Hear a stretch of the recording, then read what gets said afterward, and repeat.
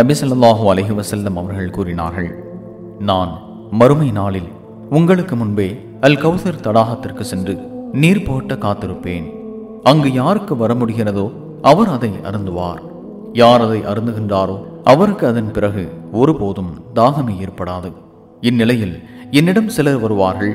அவர்களை நான் அறிவேன், அவர்களும் என்னை அறிந்து கொள்வார்கள்.